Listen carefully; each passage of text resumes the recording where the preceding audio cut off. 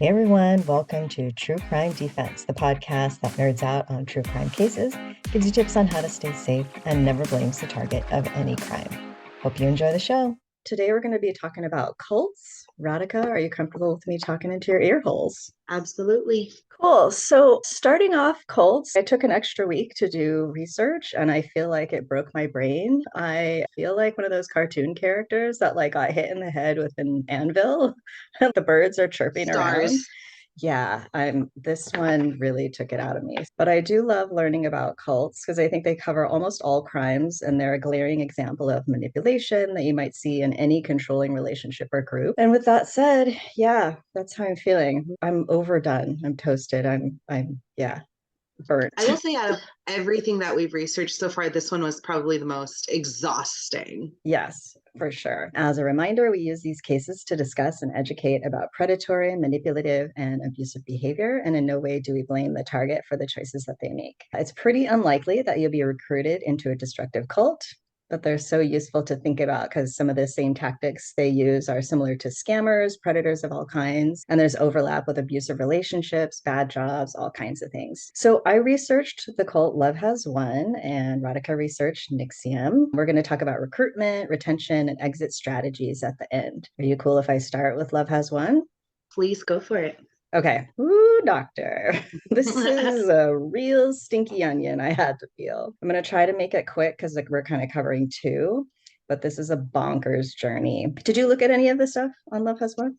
No, I have not. Oh, so you're fresh. I wanted to cover this particular cult because there's less violence and I enjoy learning about cognitive dissonance. And there is a lot of it here. Get ready to do some Gumby yoga because all their beliefs are quite a stretch. You have to believe some really outrageous things to stay a part of this group. And the fact that most of their followers are online is a newer phenomenon that I find puzzling. Most of the media starts with Amy Carlson as the ringleader of Love Has Won, but I think there are other forces brewing behind the scenes. So warnings for this one: alcoholism, severe timeout for a tiny child, cat abuse, neglect of a sick person, and anti-Semitism, and lots of mental illness. I put this together from info from the Dr. Phil show, Wikipedia, a Rolling Stone article. There's an episode of Dateline. I couldn't find the actual episode, but A Date with Dateline hilariously covered it.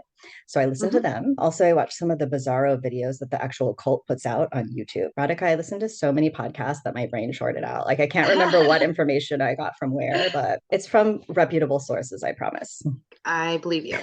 I'm going to start with Amaranth White Eagle, who convinced Amy that she was a god, and she dropped each of her three children off to their respective fathers and left to join the Galactic Federation of Light in 2007. The only research I did on him was to look at his Twitter account. I think it's from like 2018, which has the tagline all in caps, and I'm going to spell it out for you: SENSE. So, since we are present as now God, us all, period. I love the feeling of awakening, don't you? LOL, and then a happy face emoji. So it just solidified my reasoning for not joining Twitter and staying off of there. Yeah, I think that says it all. You've got word salad and nonsense. Yeah, that's a mess. Amaranth White Eagle left Amy in 2014, and around this time, Miguel Lamboy joined the group and at some point took over its finances, claiming tax exempt status as a charitable group. Amy claims to be 19 billion years old and that she has been reincarnated 534 times, including as Jesus, Joan of Arc, Marilyn Monroe, and Cleopatra, along with many others, but we just don't have time. I do love it when people only come back as were reincarnated, like they only were famous people. Like it's Right. never Judy from HR, right? Mm-mm. Mm-mm. Here's a very culty number: 144,000. If you hear that number, it means you're 100% in a cult. She, like Manson, David Koresh, Chad and Lori Daybell, the Yellow Deli cult, and every other Christian cult I know of, claims she will lead that number of followers into the future. The first videos with Amaranth White Eagle I saw were pretty tame. She seems sweet, just an annoying namaste lady claiming to be Mother God. She looks like someone I'd just be irritated with in yoga class. And then over time, things go really off the rails. She has several father gods over the years. I mean, that's not the off the rails part, but anyway, she claims that Trump was her father in a past life and that she talks to the spirit of Robin Wow. Williams. So, this I found really interesting: the mix between new age woo woo goop style alternative medicine and then QAnon, conspiracy, and aliens. This sounds like a disastrous Thanksgiving dinner, but it's the base of their cult members. I've heard it Wow. called conspiritualism, which was a new term for me.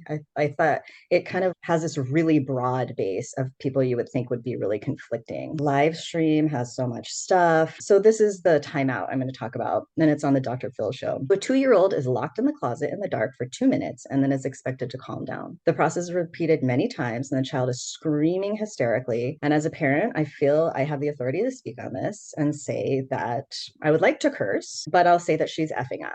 If you're going to ferberize, research it carefully and do it for sleep training. This is something altogether totally different. It's punishment. I find it fascinating that these people brought their child to her.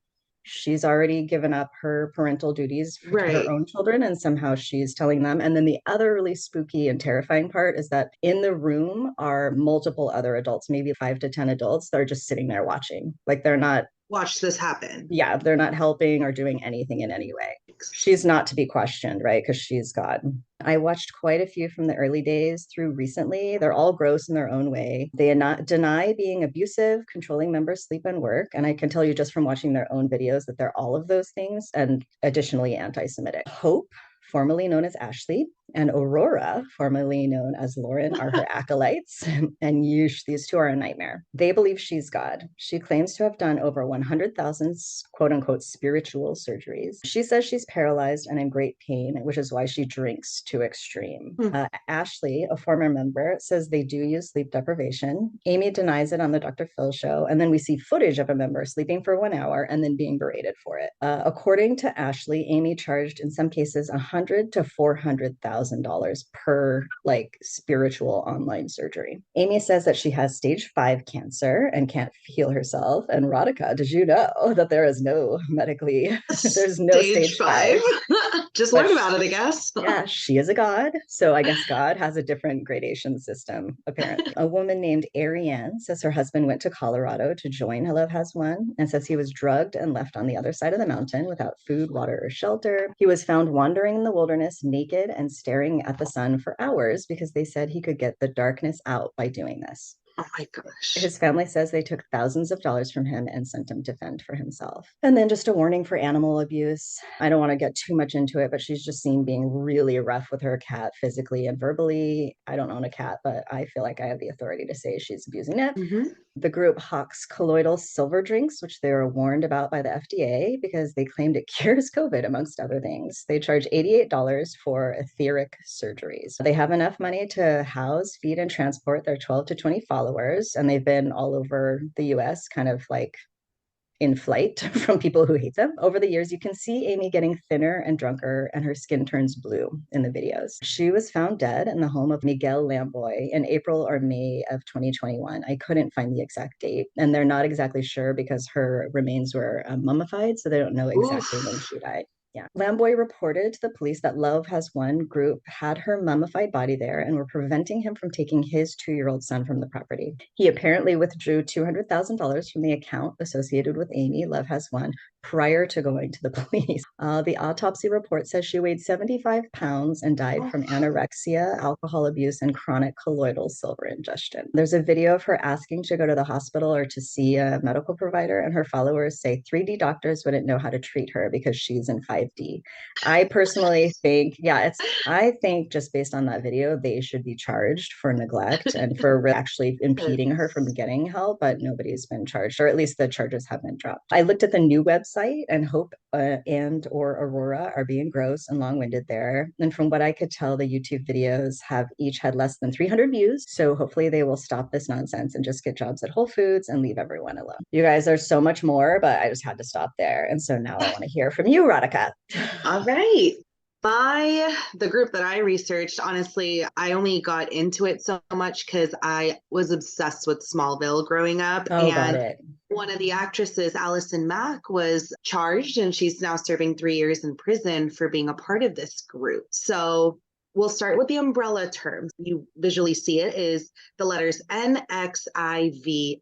And this group, the founder was Keith Raniere, who's a disgusting person. And the group was actually originally labeled as a self-help group that then turned into a sex cult. This group was actually, it was founded by Keith Raniere and also this other lady named Nancy Salzman, who, of course, she is a nurse who pivoted to the self-help world. And she just used all sorts of, I think she called it like some sort of neuro help technique. And I'm always so annoyed whenever I find out that it was a nurse who had something to do with Right. it. It's the most bonkers version of one. Yeah. Well, I think she uses, it's called neuro-linguistic programming. Is that what it was? Yes. Well, and Yes. that's a classic example of what cults use Mhm. to program people. Right. Right. And they don't like the term brainwashing, but that is what everybody else understands it as. So these two got together, created this, they were explosive together, and they created this group. So their whole scheme, which if we go back to Keith Raniere's past, he created all sorts of marketing groups. And in that, he really enjoyed the pyramid scheme, which you're kind of the boss, and then everybody does your work, and it's all about recruitment and getting more and more and more people in there. So he found it just so successful that he decided to make his own group, labeling it as a self-help group. The courses that they were teaching in the beginning, it was all about how to make yourself more confident, how to deal with conflict, and looking at some of the testimonies that some of the group members talked about, they did say that the first couple courses that they took, they really felt a lot better. And I do think that's how they originally get you. They have to have some sort of positive, good benefiting things that gets other people excited about joining and staying to see what more can this group provide me with. He started the NXIVM group, which again, apparently I found out that it costs about $7,500 for a 12-hour intensive course. This is about 3 days. And it's kind of the first 2 days are very bizarre. It makes you want to second guess and question your gut. But one of the things they teach you in the class is what your gut is telling you and what your instinct is saying is wrong. And that's why you're in this class, to get the help because you want to better yourself. So whatever you're thinking about like wanting to leave, that is wrong. The urge to bolt, suppress it. And I guess when you go to a course and that's all they're teaching you and you think this is the get yourself better class, you're going to start suppressing that. And apparently that 3rd day is when the brainwashing starts to take into full effect, which is so frightening that you would voluntarily go to a course that tells you to suppress your own instinct. So that's big group started was NXIVM. Now the group where we saw it all in the news about like the branding, that is called DOS, DOS. That group, it has like a Latin word, Dominus Obsequious Sororium, which pretty much means master over slaved women. And this group was a very like secretive group that he then recruited. So he was the master, and then he recruited his close secretive women. And then they recruited their own people. So it's like recruit 6, each person keeps recruiting 6. Now, in order to be a part of this group, he really only recruited people that were in the NXIVM group so long term that they had built their own communities, their friends, pretty much were really in it. And then this DOS group was where, I mean, if you see one of the documentaries on HBO, it's called The Vow. And The Vow, I'll read it to you, is what they say right before these women get branded. It is a little triggering, so I'm just going to give you a warning. But the branding vow is, please brand me. It would be an honor I want to wear for the rest of my life. And now this, Keith wanted them to say before they were held down for the branding and to get it on video to show that they were not forced into saying this. And they were saying this out of their own will. But one other thing he did was collect collateral, which before they joined the group, the women would either videotape them doing any sort of sexual things or confessions that someone close to them had done something to them. And then Keith held this as collateral. At the time, the women did not know that these were his initials that they were getting branded near their pelvic bone. They were just told it is the brand of the group that you're in. And it was introduced to them as a self-empowerment, women helping women, we're supporting each other type of group. And it wasn't until one of the members ended up showing and leaking that image to the news that the more federal people got involved, and then he ended up going to jail for it. Watching one of the interviews and asking the woman just how did she even get in it and how did she stay in it, it was just about how they get you with such an open like class and seminar and just being like, you don't have to stay, but we just want to introduce you to these things. And it was like-minded people. So actors got more actors in, scientists got more scientists in, and it was just like creating the community of bettering yourself. And then eventually the sex part of it was very much a selective group. So not everybody was privy to the information, but just a very, very crazy group. Yeah, and it sounds like it's still going. There's still people who are in the group. He's running it, it sounds like, from prison. Right. And most of them are still strong believers that he did nothing wrong. And I do, listening to the interviews, they are the women who like were really part of NXIVM and not necessarily all in DOS. And so it's hard because they were all technically under Raniere. But yeah, still some very strong believers who just believe that he shouldn't be there. Fascinating. So I could only watch the first one of those episodes. I'm so thankful you were able to watch the rest. I got to about 75% in, and I had seen a lot of coverage, but not really a lot of him. And Mhm. he says some things, and I try to keep Jesus on my heart and be loving and forgiving. And I don't like to say hate, but he's right up there. Yes. He is such a vile human being. And one thing I like on top of that, he's such like a milk toast, just average white guy Right. with the attitude of, I'm like, Radhika, find yourself a boyfriend who loves Keith Raniere like Keith Raniere loves Loves himself. himself. He's literally like on his hands under his fists under his chin, Yes. staring in the mirror, wondering what he's going to say next. He So cannot narcissistic. get enough of himself. And Mhm. yeah, he touched all the trigger points I couldn't watch anymore. I know. And he says like one of the most grossest things of like how men are meant for polyamorous relationships and women are only meant for monogamy, and just so self-obsessed, thinks he deserves the best, which I looked into this, Shelley. He took an IQ test in 1989 and scored so high that they included him in Australia's version of the Guinness World Records. That definitely boosts your ego enough to think you can achieve pretty much anything at that But point. then wasn't that debunked? I feel like they only had it in for 1 year. And then what did I hear about it? Like it wasn't really a real. It wasn't, and that's because I think them declaring it as like the world was the part that was too much. I think it was like in the area or it was of that region, which is why it was only included in Australia's version of the Guinness World Records. Okay, so smart, annoying, horrifying white guy. Okay, Yes. fine.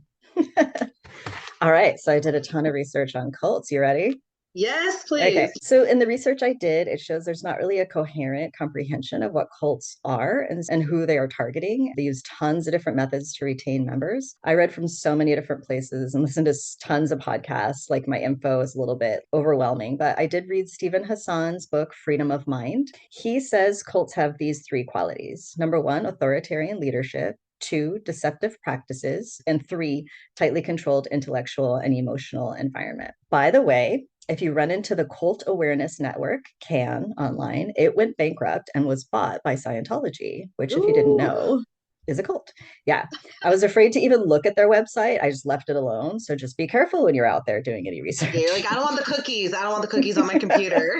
Yeah. So I want to talk about attraction to a cult. And I started with like Craig and we watched the show in the early 2000s. I can't even think of the name of it or the main character, but all the main character's friends are very obviously joining a cult. And they ask her to come to a meeting. She flat out says no, because I'm afraid they're going to take advantage of my weak mind. And like we'll say that all the time if we're like, do we want to go to this meeting? No, because I'm afraid they're going to take advantage of my weak mind. But I do think that's why people get judgy and think they won't be lured in because I think it's about intelligence, which it's not. Most people want people who are capable and intelligent enough to recruit other members and who can gainfully work to provide money for the group. According to Hassan, creative people with vivid imaginations tend to be more influenced by hypnosis and hypnotic language and might be easier to influence using that neurolinguistic programming, I think, as part of the tactics. People with low self-esteem, people who recently had a breakup or divorce, death of a loved one, job loss, illness, moving to a new place. Basically, anyone in transition potentially could be easily recruited, more easily recruited. People pleasers tend to be more vulnerable to pressure exerted by recruiters. Women are 70% of cult members. I talked to a friend of ours whose mom was brought into a cult when she was a child, like our friend was a child, and it really helped me understand some of the issues just having a personal conversation with her. She said her mom just wanted to belong and didn't know it was a cult, so why would she be Right. concerned? It's not like they advertise, hey, we're a dangerous cult. Correct. People who are recruited aren't told it's a destructive group. I think that's what like targets of true crime, any crime, right? Mhm. You're not expecting a crime to happen. And even when Oh, I teach my students, the first tactic that a predator will use is number one, identify an unsuspecting target. That's how they do this. Cults in the beginning will use love bombing to make it a really positive first impression before the crazy begins. Like we were talking about they're the ESP classes, right? I can't remember what this yes. stands for. Yeah. It's like executive something class. Executive success Success program. program. So it Yes. sounds all positive and lovey-dovey and wonderful, and then things go bad. Then retention, and there's so many methods. I could only do a couple here. One way is labeling people outside the group as bad, and some go as far as to threaten those who leave or who are on the outside that they'll go to hell or there'll be consequences like the collateral, like we were talking about at Yes. NXIVM. Sleep and food deprivation are often used because it's difficult to think critically. There's sometimes dress codes, definitely isolation, rejecting family members and friends. Sometimes they use age regression, like some cult leaders are referred to as mom or dad or mother god, as in the case of Love Has One. Mhm. Members are encouraged to look to the leaders for all the answers. Some cults will use like new language or code words only used within the cult. So it's almost like a secret language. Yeah.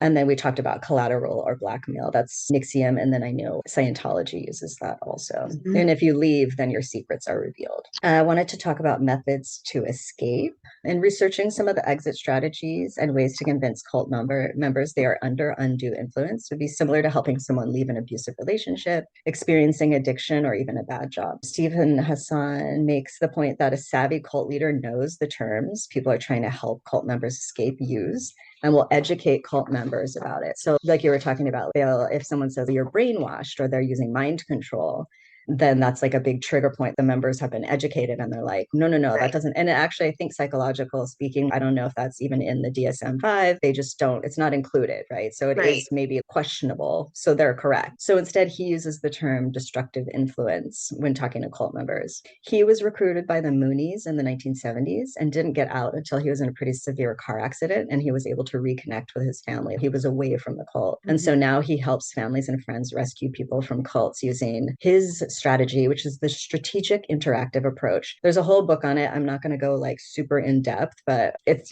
extensive.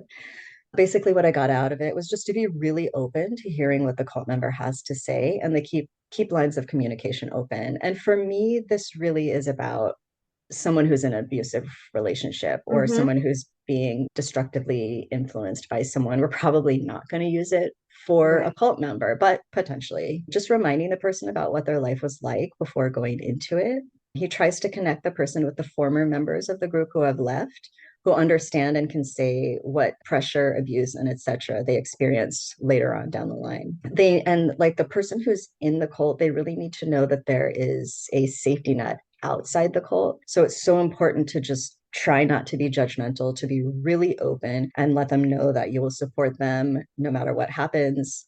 Listen to the podcast Profiling Evil. Benjamin Risha said on it that 90% of members eventually leave on their own, and then just the importance of having family and friends who will accept them. That's a larger number than I thought would make it out. Yeah, I mean, cults are pretty tiny. They That's true. don't, I think because true crime is true crime, like we feel like it's this huge threat. Oh my God, it's just around the Right. corner, but it's a pretty small percentage of the population. Our friend said that leaving was really emotional for her and her mom because her mom had worked on the property. They lived on the property for a long time, and all of her friends and most of her Right. family was in it.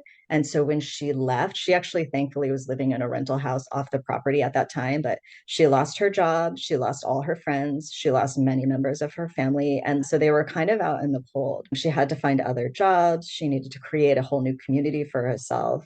And that's why a lot of people stay, because they just don't want to Mm-hmm. deal with being completely cut off. And also financially, like in the book, he talks about people can be completely financially ruined. The cult takes all of their finances, and then a lot of things like educational opportunities, they Right. just got passed by. And so they have to really start over from the Yeah. beginning.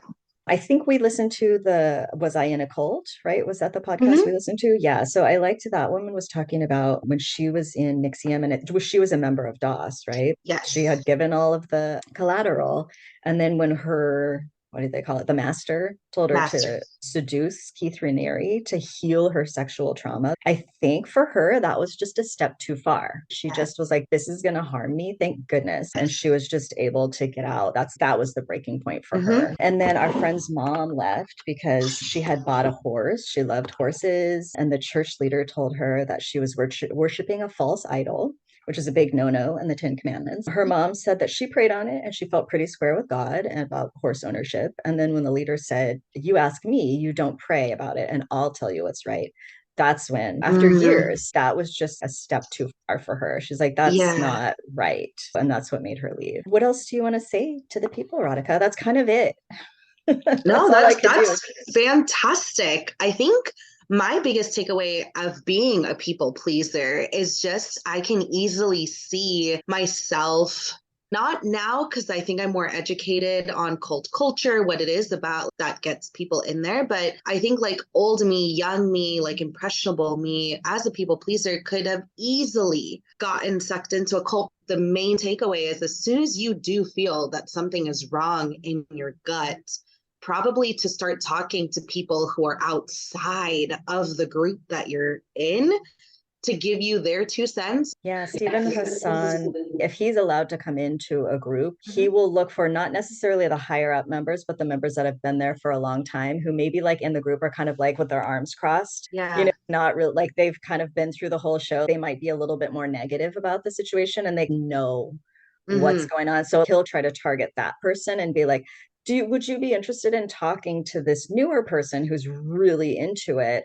And so Yeah. sometimes even someone within the cult, he feels like would be helpful. One of the things too, I think it was the Benjamin Rishi, he was in a cult and he like helps people get out of cults. Yeah. One of the things I really liked, he was talking about, he's like, you can't come to a cult member or, in my mind, someone who's in an abusive relationship and be like, Hmm. that person sucks. You got to get rid of Right. them. It's a nightmare. He thinks the way he was saying, he's like, if you think about someone has a painting on their wall and you hate it, you can say it's really ugly. I hate it. And he's like, but that stops the conversation. He's like, you could look at that painting that person loves and be like, what do you think the artist was thinking when they used that color? It's just a means of opening up a conversation and keeping the lines of communication open is with someone who's like this boyfriend who's terrible. You remind them of what their life was like before. You remind them. No, that's great. Yeah, keeping the conversation open and going is so much more valuable than just trying to push your own thoughts and ideas on that person because it's easy for you to say you're on the outside. Well, I wanted to end with, I think this was from, it's a little bit culty podcast, and I think it's a Mhm. married couple who were in, did you listen to it? Have you heard it? No, no. They're a couple that were in NXIVM, and so they're dealing with the trauma of getting out and being out. They had this little mental health nugget that I thought I would share. It's from, I think it's the woman in the couple, like I think Kristen Neff is a therapist that she follows. And Hmm. so it's just basically when you're just having this moment of despair, just like how to soothe yourself. And so the first step is say what you're experiencing. And it doesn't need to necessarily mean you can share it with someone or it can just be for yourself. Say what you're experiencing. Two, remind yourself you're not alone. And that's so true. We always think Yeah. like, I'm the only person who could ever be experiencing this. Meanwhile, like Right. the world has billions of people in it. So you're going to find somebody. There's someone else out there. Yeah. And then three, self-talk as a loving person would comfort a child. She was saying she'll actually take her hand and just put it on her heart. Like you would like, just be like, calm down to the child. It's okay. You're Yeah. safe. It's okay. And I thought that was such a sweet thing for all situations where we're just having Yeah. a moment. To calm yourself down. That's important too. Can't rely on someone all the time. Exactly. Yeah. Well, that was fun. Thank you so much for doing all the stuff with Keith Raniere because I couldn't handle any more Ugh, of him. thanks, Shelly. I appreciate you though. Thanks for doing this talk with me. All right. Sounds Bye, Bye, Shelly. everybody. Bye.